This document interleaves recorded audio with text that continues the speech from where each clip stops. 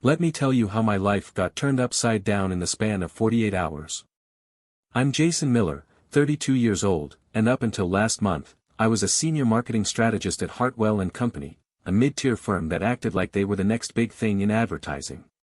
The office was all glass walls and fake plants, the kind of place where people said crap like synergy and disruptive innovation without actually knowing what it meant. My boss? Brad Hartwell. Yeah, that Hartwell. The owner's son. The kind of guy who got handed a company just because his last name was on the door. I'd been there 5 years. 5 years of grinding, of staying late, of fixing Brad's mistakes while he took credit. And then, on a random Tuesday afternoon, his assistant, some fresh out of college kid who barely looked at me, said, "Brad wants to see you." I knew that tone. Nothing good ever followed, "Brad wants to see you." I walked into his office, and there he was, leaned back in his stupid ergonomic chair, spinning a pen between his fingers like he was in some damn movie. He didn't even look up at first. Just gestured at the seat across from him like I was some client he couldn't be bothered with. "Jason," he said, finally meeting my eyes. "We're making some changes. You're just not a good fit anymore." That was it. No warning. No, "Hey, your performance has slipped. Just not a good fit." I stared at him. "That's it?" He shrugged. "It's business." I wanted to punch him right then. Not because I was fired, hell, I'd seen it coming with the way he'd been icing me out of meetings, but because of the way he said it. Like I was nothing. Like those 5 years meant less than the coffee stain on his desk. I cleared out my desk that same day. Nobody said much. A few awkward, "Hey, man, that sucks," comments, but most people just avoided eye contact. The worst part? I knew they'd all be gossiping the second I walked out. "Did you hear about Jason?" "Yeah, Brad canned him. Wonder what he did." But I held it together. Grabbed my stuff, shook a couple hands, and left like it didn't bother me. Then came the real kick in the gut. 2 nights later, Emily, my wife of 6 years, sat me down at our kitchen table.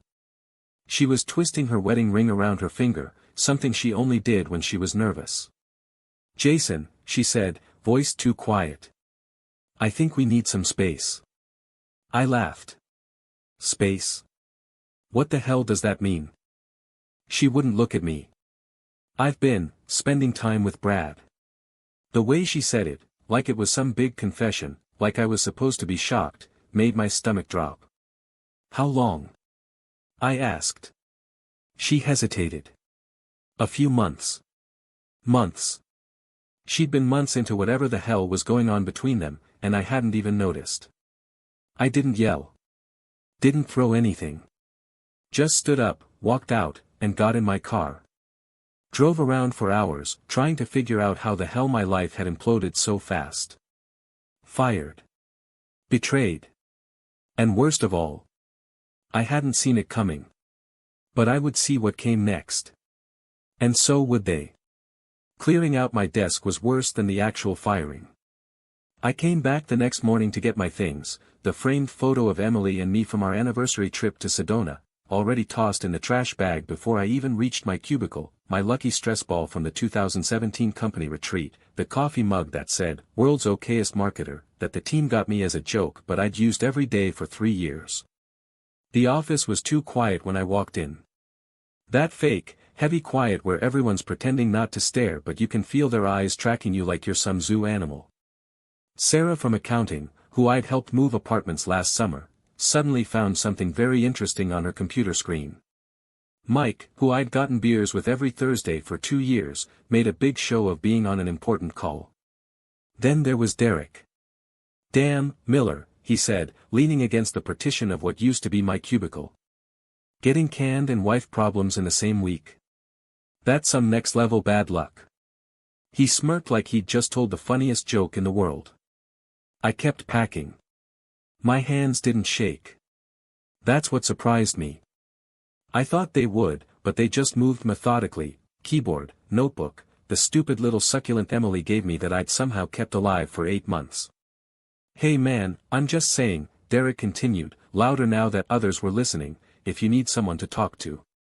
He made this exaggerated sad face that made his stupid beard twitch. That's when I realized, they all knew. Not just about me getting fired. About Emily and Brad.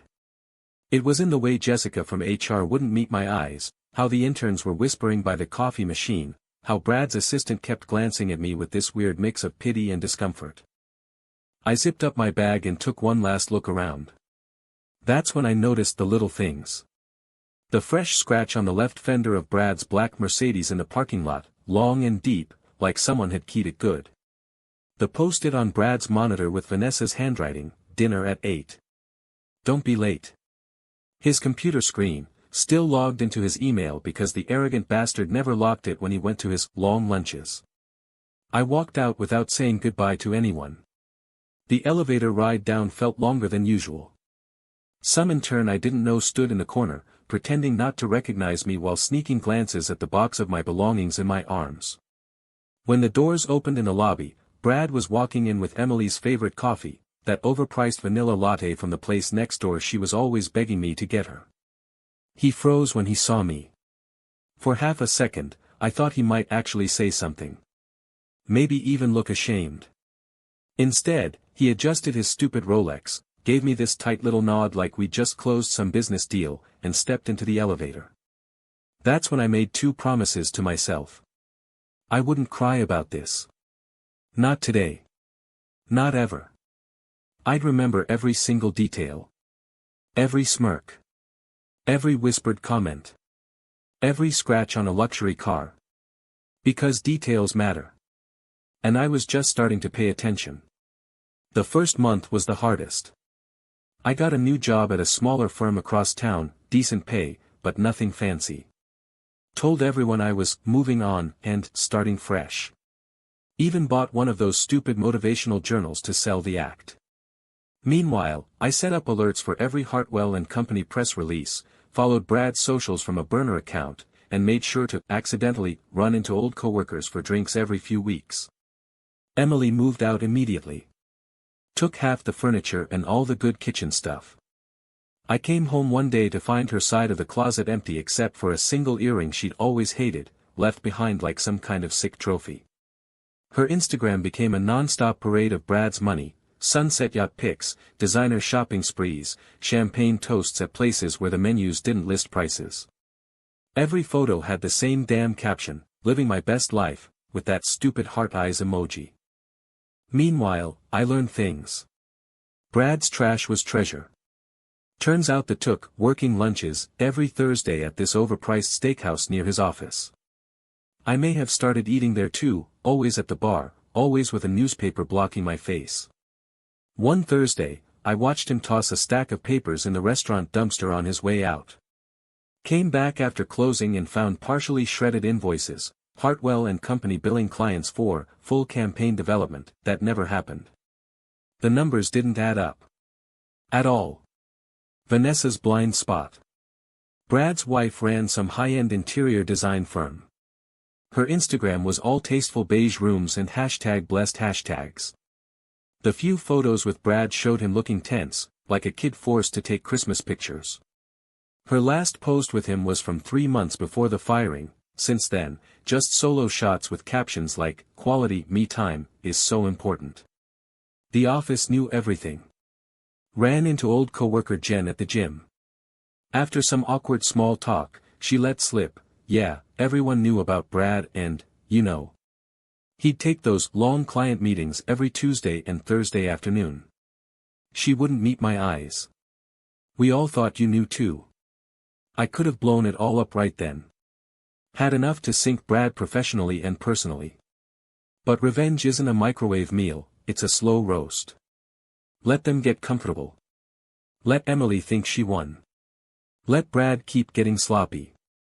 So I waited. I lifted weights until my arms ached. Saved every screenshot. Cataloged every discrepancy. Smiled when people asked if I was over it. The best part? They all thought I was done. But I was just getting started. It started with a cup of coffee and a business card. I'd been sitting in my car outside Hartwell and Company's building for 3 weeks straight, learning the rhythms of the place. The night security guard took his smoke break at exactly 10:17 p.m. every evening. The cleaning crew rolled their carts out the service entrance by 1:30 a.m.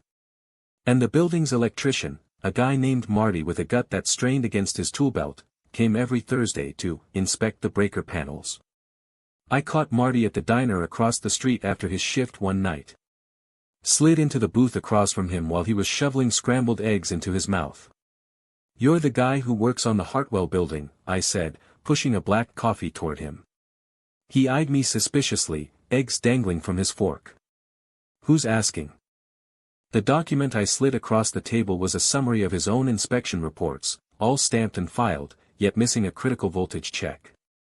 "What do you want?" he muttered, suddenly more interested in his coffee than anything else. I leaned in slightly. "Nothing drastic. Just keep doing your job. But maybe this month's report gets held back, for a closer review." Weeks later, a serious electrical fault sparked in the server room on the 3rd floor. Investigators later pointed to a perfect storm of outdated wiring and new, overloaded equipment. The fire marshal called it a wake-up call for infrastructure safety. Thankfully, no one was hurt. But the building was damaged, and Hartwell and Company took a heavy hit. I was across the street when it happened. Saw the first responders pull up. Watched the chaos unfold. Brad's prized glass office turned to smoke, and the local news showed him shouting about irreplaceable files, with his tie crooked and hair wild. His social media told its own story. Earlier that day, a post bragging about CEO hustle. Hours later, a blurry photo of the charred building with the caption, "Facing the storm head-on." Meanwhile, Marty, the guy I tipped off, got promoted. Management decided electrical safety should be taken seriously and put him in charge of all inspections across their properties. And me? That evening, I had a steak dinner and didn't rush through a single bite. Not because I was celebrating revenge. But because it felt like the start of setting something right.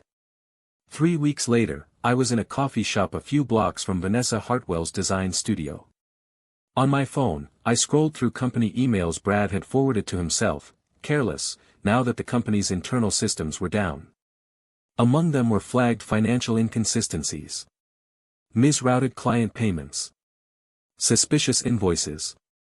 I gathered the documentation and reported it through an anonymous tip to the company's compliance officer, including a simple note, "Review invoice number 11472.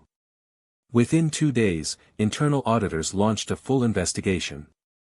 By the end of the week, Hartwell and Company suspended Brad pending a financial review. Vanessa's name came up in the news, not as collateral, but as the one who helped clean house. She took the lead on rebuilding the firm's reputation. I never heard from her directly. But I did get an email from an anonymous employee. "You don't know me. But thanks to your report, we still have jobs. We still have hope." That message? It's still pinned on my fridge. Not for glory. Not out of spite. But because every time the memories creep back, I can look at it, and remember that something good came from all the chaos. I packaged everything neatly, PDFs, screenshots, transaction timelines, and sent it from a throwaway email account to Vanessa's work address with the subject line, "Ask your husband about account number 11472. The fireworks started within 48 hours. First came the police report, a domestic disturbance call at the Hartwell's Greenwich Village townhouse. Neighbors told the tabloids they heard screaming and things breaking at 2 a.m. Then came the Instagram purge, Vanessa wiping every photo of Brad from her profile, replacing them with cryptic quotes about betrayal. By day 5, TMZ had the scoop, high-powered designer Vanessa Hartwell files for divorce amid embezzlement scandal. The article mentioned she'd requested an emergency freeze on all marital assets. I particularly enjoyed the detail about Brad being served papers while trying to get his Mercedes out of impound. Emily's social media transformation was even more telling. The yacht pics and champagne showers stopped abruptly. Her "best life ever" captions gave way to vague posts about weathering storms and seeing people's true colors. Then came the deleted photos, one by one, every gushing post about Brad disappeared. I saw her once during all this, across the street from our old apartment building, loading boxes into a U-Haul. She'd dyed her hair darker. Was wearing sweatpants instead of the designer outfits Brad bought her. Looked like she hadn't slept in days. For a second, I thought about crossing the street. About asking if she needed help. Then I remembered the empty closet. The mocking Instagram posts. The way she'd looked at me when she said, "I think we need space." I kept walking. Some fires, once started, can't be put out. The knocking came at 11:47 p.m. on a Tuesday. 3 soft raps at first, then harder, more insistent. I knew who it was before I looked through the peephole. Emily stood on my doorstep, shoulders hunched against the November wind, her breath making little clouds in the yellow porch light. She'd cut her hair short, choppy, like she'd done it herself. No makeup. Wearing that old NYU sweatshirt I'd forgotten she kept, the one with the coffee stain on the sleeve from our first apartment. I opened the door just enough to see her face crumple when she saw me. "Jason," she whispered. Her bottom lip trembled like it used to when she was trying not to cry during sad movies. Can we talk?" The apartment smelled like the spaghetti I'd made for dinner. Behind me, the TV played some old Seinfeld rerun on low volume. Normal Tuesday night stuff. The kind of boring life she traded for Brad's champagne and Hamptons weekends. Emily.